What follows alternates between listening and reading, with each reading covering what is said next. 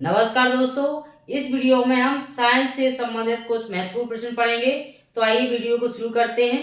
पहला क्वेश्चन क्या दिया है कि रक्त के थक्के बनने की क्रिया में कौन सहायता करता है, तो वो हमें याद रखना है। आगे इसमें दिया है डब्ल्यूबीसी, आरबीसी, प्लेटलेट और प्लाज्मा दिया है। तो जो रक्त की क्लॉटिंग होती है यानी ब्लड की क्लॉटिंग होती है, जब हमें कोई चोट लग जाती है तो ब्लड की क्लॉटिंग होती है, तो उसमें जो कौन भाग लेता है, तो इसमें आंसर है इसका प्लेटलेट है। क्या है? प्लेटलेट क्या होता है? रक्त की थक्की बनने की जो प्रक्रिया रहती है उसमें मदद करता है। क्या मदद करता है? ब्लड क्लॉटिंग में। अब इसमें बात करें कि डब्ल्यूबीसी। डब्ल्यूबीसी क्या होता है? वाइट ब्लड जो सेल होती हैं, इनका जीवन काल क्या होता है? 12 से 20 तक होता है। कितना? 12 से 20 दिन होता है। यदि हम आरबीसी की बात करें, रेड ब्लड, तो इनका जीवन काल क्या होता है? 120 दिन होता है। अब इसमें प्रश्न पूछा जाता है कि जो आरबीसी का निर्माण कहाँ होता है? बोन मैरो में होता है, यानी अस्थि मज्जा में होता है। और इनका जो नष्ट कब होती है? ये प्लीहा में मृत्यु हो जाती है, इसलिए प्लीहा को क्या बोलते हैं? कब्रिस्तान बोलते हैं आरबीसी का। तो आरबीसी का जो कब्रिस्तान है वो प्लीहा कहलाता है, क्योंकि प्लीहा में ये नष्ट हो जाती हैं।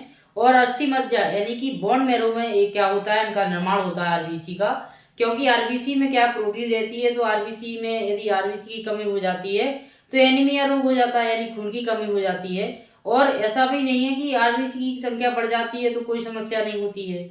आरबीसी बढ़ जाती है तो खून होता है गाढ़ा होने लगता है, तो भी हमें ब्लड जो हार्ट अटैक की संभावना बढ़ने लगती है और अपना जो क्लोटिंग होती थक्का बनने लगता है।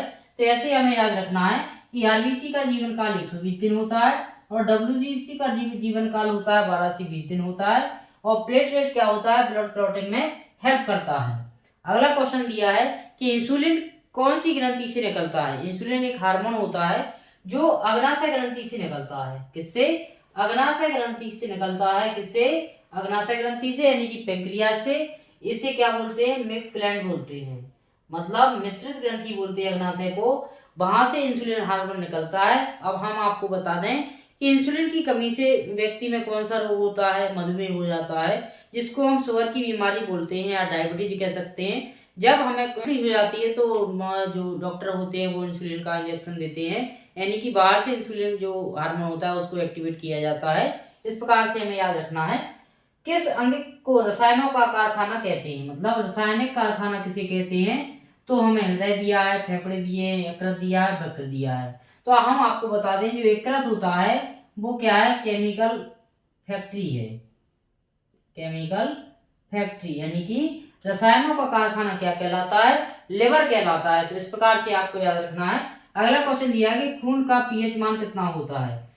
6.5 या 6.7 या 7.4 या 8। तो हम आपको बता दें कि ब्लड का जो पीएच मान होता है, ब्लड पीएच बराबर 7.4, मतलब रक्त का पीएच मान 7.5 के लगभग होता है, यानी कि 7.4 होता है। अगला क्वेश्चन देखेंगे हम कि पौधे में भोजन निर्माण की प्रक्रिया को क्या कहा जाता है? श्वसन कहा जाता है, पाचन कहा जाता है, प्रकाश संश्लेषण या परिवहन। तो जो पौधे क्या करते हैं? प्रकाश संश्लेषण की क्रिया करते हैं सूर्य प्रकाश की उपस्थिति में।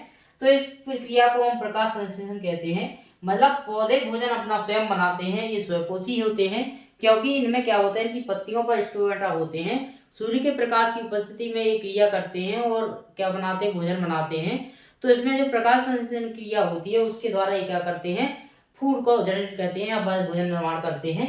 अगला क्वेश्चन दिया है कि मानव में कुल कितने दांत होते हैं? तो हम आपको बता दें कि मानव में यानी 32 दांत होते हैं। कितने होते हैं?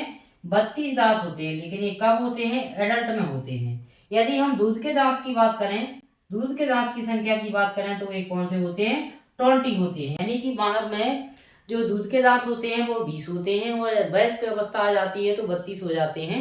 इस प्रकार से आपको याद रखना हो, जो दूध के दांत होते हैं वो 6 से 13 साल तक गिरना प्रारंभ हो जाते हैं, मतलब उनके बीच में कंप्लीट हो जाते हैं। इसके बाद ये 32 की आगे संख्या बढ़ती है। तो दूध के दांत अपने 20 हुए और वैसे दांत हो गए तो 32 हुए। इस प्रकार से हम इन क्वेश्चनों को रिवीजन करेंगे कि रक्त के थक्के बनने की प्रक्रिया में कौन सहायक होता है? तो प्लेटलेट होता है।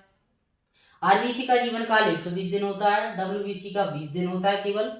और इंसुलिन कौन सी ग्रंथि से निकलता है? अग्नाशय से निकलता है। इसका काम क्या है? डायबिटीज को मेंटेन बनाए रखना। किस अंग को रसायनों का राजा कहते हैं? तो यकृत को कहते हैं। पीएच मान कितना होता है ब्लड का? 7.4 होता है। पौधे में भोजन निर्माण की क्रिया को क्या बोलते हैं हम? प्रकाश संश्लेषण। और मानव में कुल कितने दांत होते हैं? तो वो 32 होते हैं, और दूध के दांत होते हैं 20 होते हैं। इस प्रकार से आपको याद करके चलना है।